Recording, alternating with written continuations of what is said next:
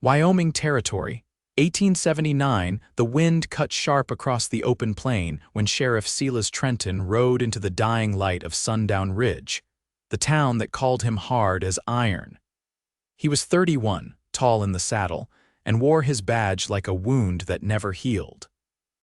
Folks said he never smiled, never flinched, and never forgave, but that was before he saw her.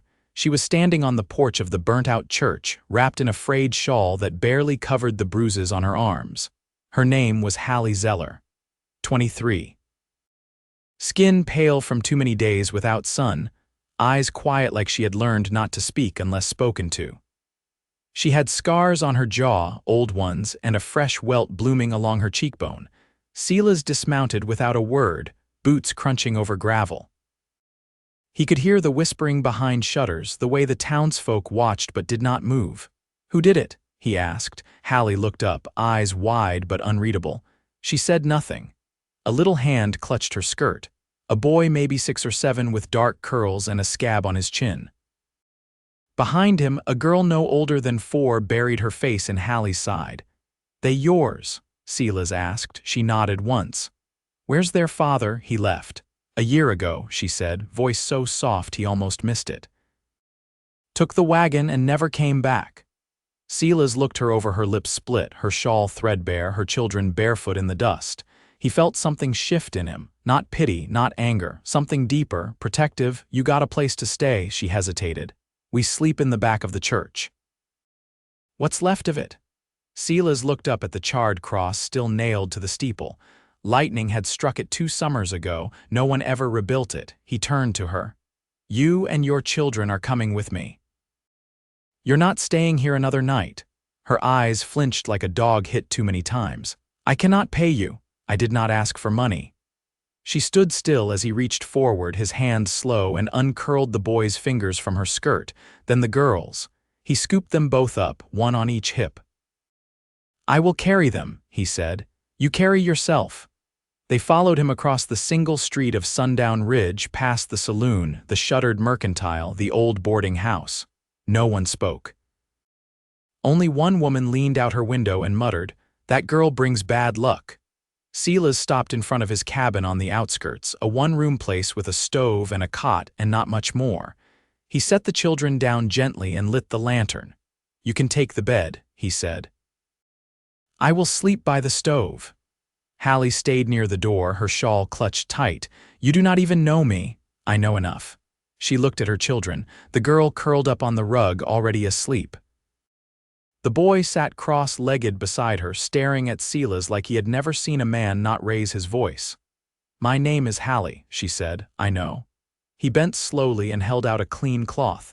"You are bleeding." She took it from him, pressing it to her cheek. Her hands trembled. "Did he hit you in front of them?" Silas asked. She nodded. "I tried to leave. He locked us in the cellar for 2 days. The boy, his name is Paxton, he found a loose board. We crawled out while he was gone." "Where is he now?" "Still in town."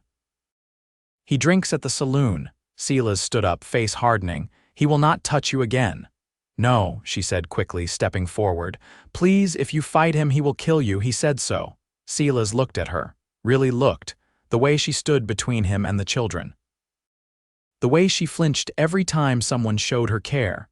"I have dealt with men like him before." "I have not like you."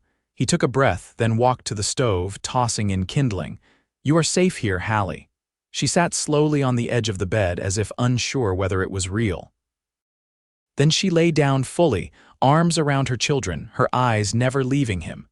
That night, when the fire burned low and silence settled over the room, Hallie whispered, "Why are you doing this?" Silas looked at her over the rim of his coffee tin.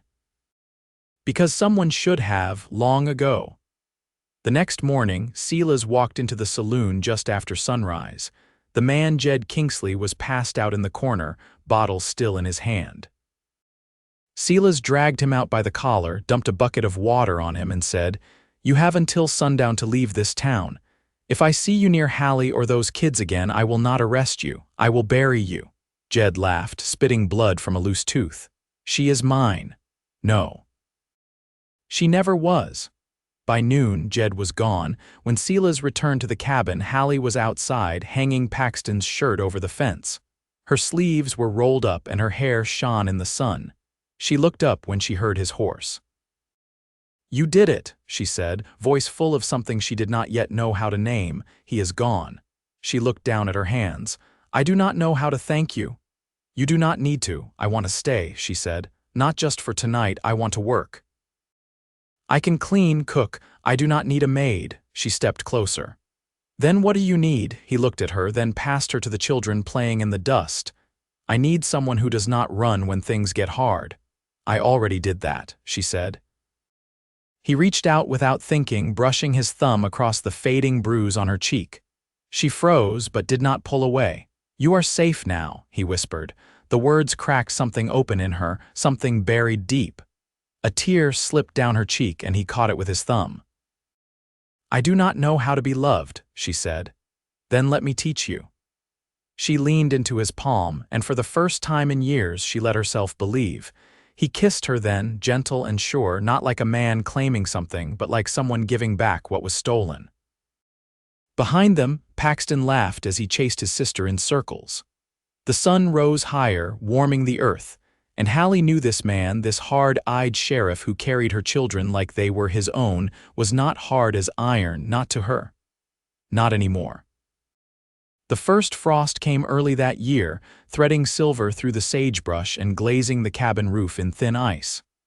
Hallie rose before the sun, careful not to wake the children, and stepped outside with a bucket in hand. Her breath clouded in the still air. The well sat 20 paces from the porch, and each step on the hardened ground pressed new weight into her limbs. But she walked steady, wrapped in Silas's old coat that hung too big on her shoulders and smelled faintly of cedar and smoke. By the time she returned, Silas was bent over the table, sharpening his belt knife with slow, even strokes. He didn't look up when she came in, but his voice was low and clear.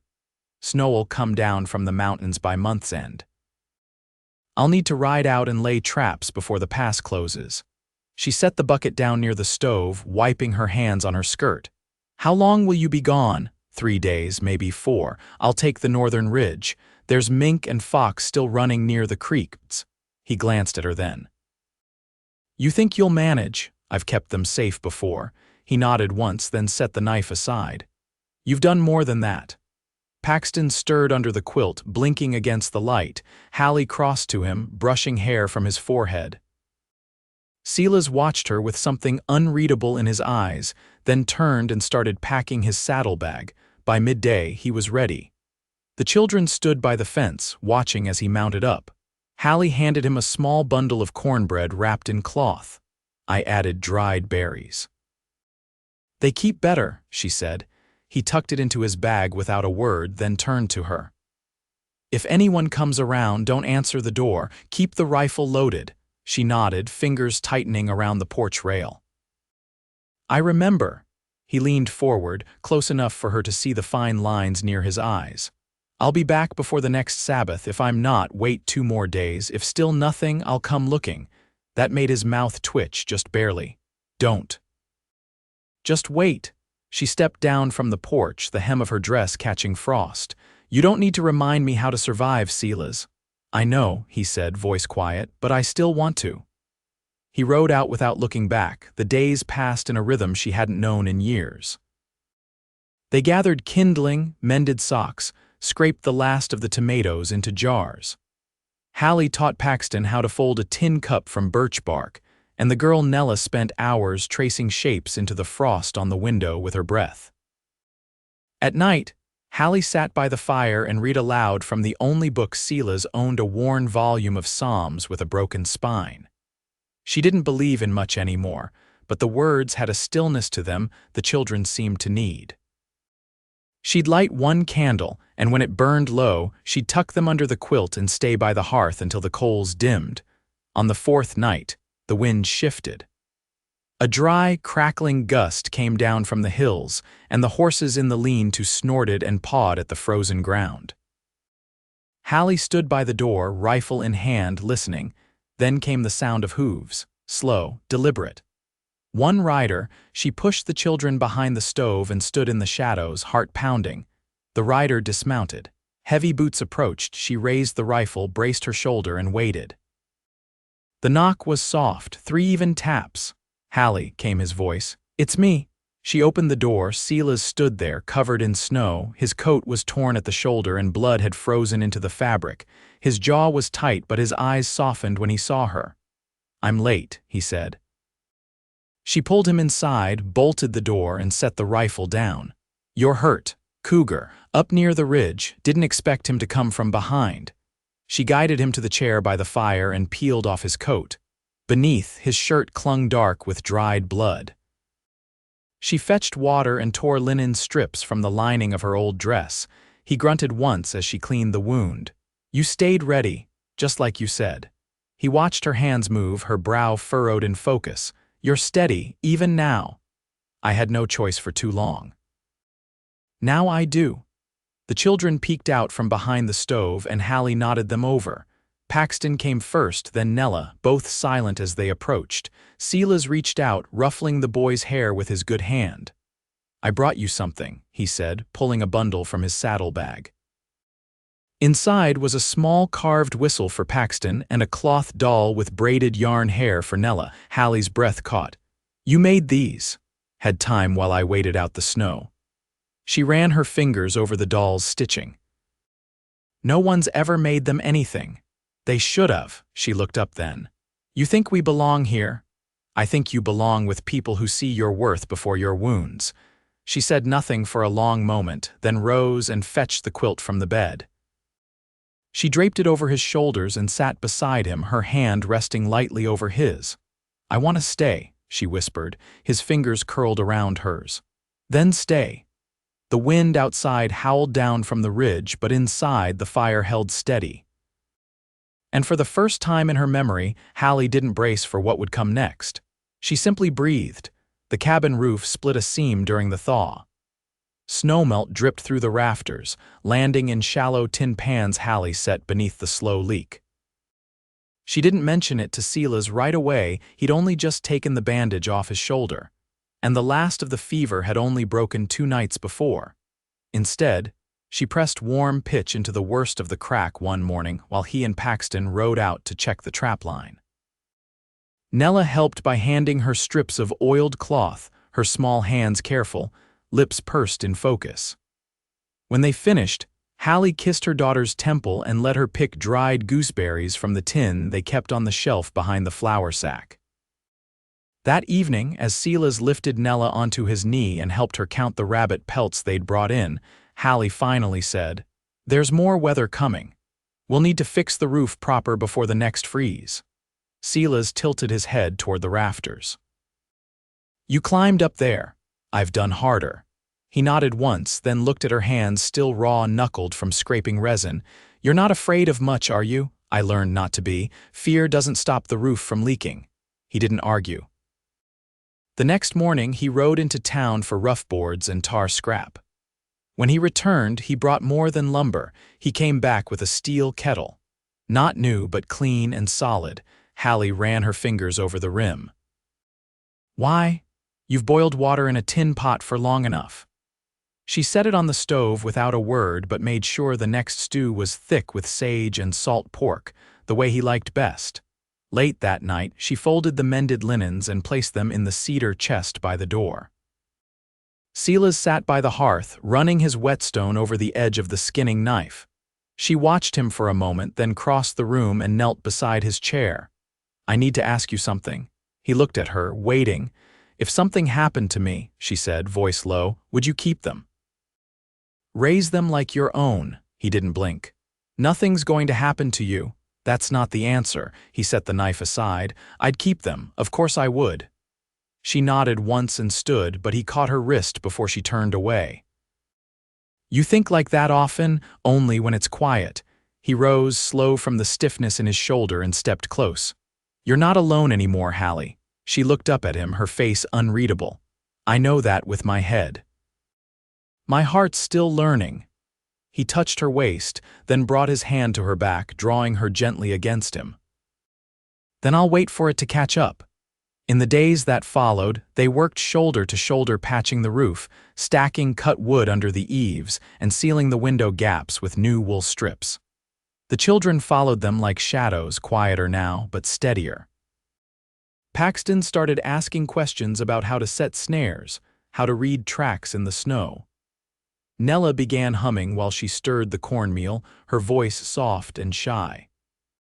On the second Sunday of the month, Silas took a straight razor to his jaw and came out of the cabin clean-shaven for the first time since harvest. Hallie saw the raw skin along his chin and the way he tugged at the collar of his cleanest shirt. "You're going into town," she said, wiping her hands on a cloth. "I thought maybe we could all go." She hesitated. "They'll stare." "Let them." Paxton stood by the door, lacing his boots with a concentration he hadn't shown before. "Do I have to wear my good shirt?" he asked. Silas crouched beside him. "You don't have to, but I am." That afternoon, they rode in together, Silas on his gelding, Paxton behind him, and Hallie on the mule with Nella on her lap. The town quieted when they tied off outside the mercantile. No one spoke, but no one spat either. Inside, Hallie ran her fingers over bolts of calico while Nella clutched her hand. Silas picked out oil for the lantern and a new tin of coffee. Paxton found a deck of picture cards and looked to Silas before he touched them. "You want to learn poker?" Silas asked. "I want to learn what you know." He bought the cards on the porch. As they prepared to mount up, the storekeep's wife stepped out and offered Hallie a small sack. "Winter apples, from our trees, they'll keep if you wrap them." Hallie held the sack with both hands. "Thank you." The woman nodded once, then turned and went back inside. As they rode home, Paxton leaned back against Silas and said, "They didn't say anything bad." "Not today," Silas said. "Maybe not tomorrow either." That night, after the children were asleep and the fire burned low, Hallie sat beside Silas at the edge of the bed. Her fingers brushed his knee, deliberate and sure. "You still want me here?" He turned to face her, his hand coming to rest just beneath her jaw. "I want you in every way you'll let me have you." She leaned forward, her forehead resting against his. "I never thought I'd feel safe in a man's arms." "You are," he said, his voice barely more than breath. "You're safe," and when he kissed her, it wasn't with hunger or claim. It was with the steadiness of a man who'd waited his whole life to give shelter to someone who would finally let him. Outside, the wind rose through the trees, but inside the cabin, there was only quiet and warmth and the slow, certain stitching of two lives joining. By late November, the days leaned short and gray, and the chill in the wind carried weight enough to keep most folks indoors by sundown. Silas had taken to rising before first light, riding out with Paxton bundled behind him while the snow still held to the grass like ash. Nella stayed close to Hallie, helping with the hearth, sorting beans by color, asking quiet questions about the world beyond the cottonwood stand. That morning, Hallie knelt beside the stove, folding the last of the muslin strips she'd boiled for bandaging. When she straightened, her back gave a slow protest and she pressed a hand against it. Silas noticed without saying so, setting his coffee down and crossing to her. "You've been favoring that side since yesterday." "I slept wrong." He raised an eyebrow. "Or maybe I bent wrong reaching the kettle. Don't fuss." "I'm not fussing," he said, lifting one of the heavy logs from the stack and setting it on the fire without a sound. "But I'm going to finish the chopping." "You've done enough." She watched him pull on his coat and step outside, the door closing soft behind him. Later, as the axe cracked through the stillness, Hallie sat at the table with a needle in hand, mending the hem of Nella's dress. The girl rested her chin on her folded arms, watching every stitch. "Will Papa Silas carry me to the ridge again?" she asked. Hallie paused, the thread trembling slightly between her fingers. "He will when the weather's fair again." "Will he stay after the snow?" "He'll stay as long as we stay." Nella blinked slowly, then nodded as though some part of her already understood the weight of that promise. That evening, after supper, Hallie reached into the chest beside the hearth and drew out a square tin. Silas looked up from where he sat finishing a length of leather binding. "My mother's sewing kit," she said. "I haven't opened it since we left Missouri." He set the leather aside. "You want to?" She opened the lid slowly. Inside lay a folded scrap of embroidery, a silver thimble, and a button carved from bone. She turned it over in her palm. She used to sew by lamplight during storms. Said it kept her hands busy while her heart worried. "You still speak of her like she's here." "She is, in the way I tie knots and how I hold a needle, the way I hush Nella when she cries." He rested his forearms on his knees. "You think she'd approve of me?" Hallie met his eyes, the firelight catching the gold in her gaze. "She'd ask if you took your hat off at the table and if you washed behind your ears." He ran a hand down his jaw. "I reckon I'd pass the second one." She smiled, full and quiet, not out of politeness but something deeper. Then she rose and crossed to the hearth with the thimble in hand, holding it out. "I want you to bury this with me someday." "Hallie, not because I expect it soon," she said. "Because I want it to be you." He took the thimble from her fingers slowly, wrapping it in his own.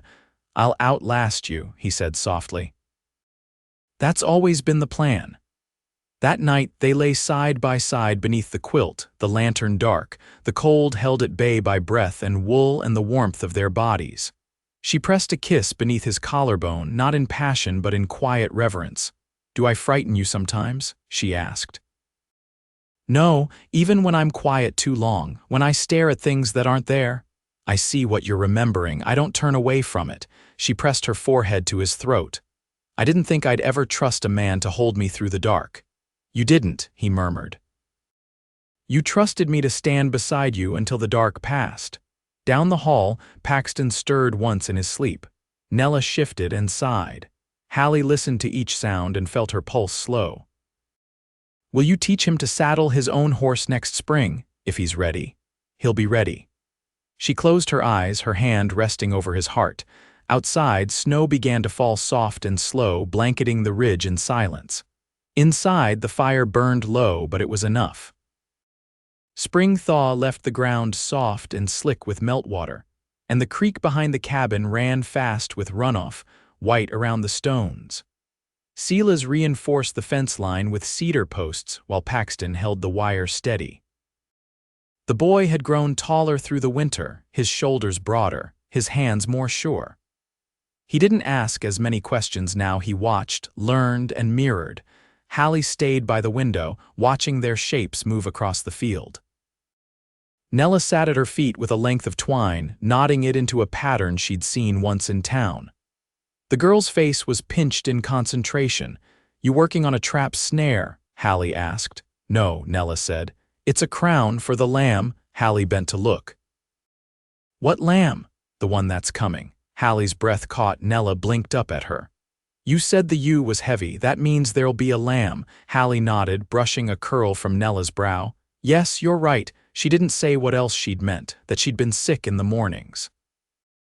That her waistline no longer fit her blouses right.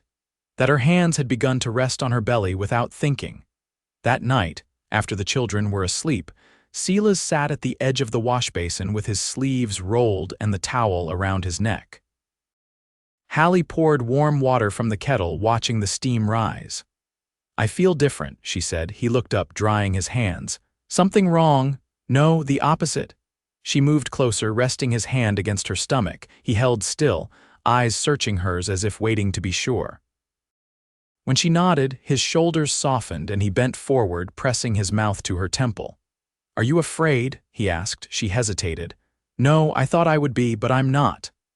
"Then neither am I." In the days that followed, Paxton helped Silas build a cradle from pine. Nella collected scraps for the lining. Hallie started sewing again, her stitches cleaner than they'd ever been, her fingers no longer trembling. One afternoon, after clearing the east ridge of deadfall, Silas came in with something bundled in his saddle blanket. He set it on the table and unwrapped a set of pewter spoons, mismatched, but sturdy. "I traded for them in town," he said. Hallie ran her fingers along the edges. "We have spoons. Not enough for 6. She looked up slowly. "You counted them," he nodded. That night they all sat at the table. Paxton passed the bread without being asked. Nella tucked her doll into the cradle and whispered something to it. Silas reached for Hallie's hand beneath the table, his thumb brushing the inside of her wrist. The months passed like water rising slow in a basin, steady and sure, and summer came with high grass and wildflowers along the edge of the fence. The lamb Nella had tied her crown for was born late at night, small and pale, and Silas let her name it herself. Maple, she said, holding it close. Because she's sweet. In early August, the baby came. Hallie labored through the night in the back room while Silas sat outside with the children, fire burning low in the yard pit. The midwife from the valley stayed until dawn, and when she stepped outside, her hands were calm. A girl, she said. Both strong. Silas went inside. Hallie lay with the baby curled against her chest, her hair damp, her eyes tired but clear. She looked up when he approached, and he knelt beside the cot, brushing a strand of hair from her cheek. She has your mouth, he said. She'll have your steadiness. The baby stirred, and Hallie lifted her slightly. You want to hold her, he did, carefully, like something sacred. The child fit in the crook of his arm, her skin pink, her fists curled. What will we call her? He asked. Hallie leaned her head back against the pillow. I was thinking Mercy. He nodded, eyes still fixed on the child. It suits. Outside, Paxton chased Nella through the tall grass, their laughter rising like birds startled from a field. Silas looked at Hallie. Marry me, she blinked, a faint line forming between her brows. Now, soon, when you're ready, I want this to be full, not halfway. I want to stand beside you in name and in truth. She reached up, touching his face. I'll marry you. That autumn, they stood beneath the cottonwoods with the wind turning the leaves to gold. Paxton held Nella's hand. Mercy slept in her mother's shawl, tucked close against Hallie's heart. The preacher from town read the words, simple and slow, and Silas answered with a steadiness that never wavered. When he kissed her, it was in full view of the ridge and the trees and the sky, and Hallie didn't flinch. They returned to the cabin as the sun dipped low, their shadows long across the earth.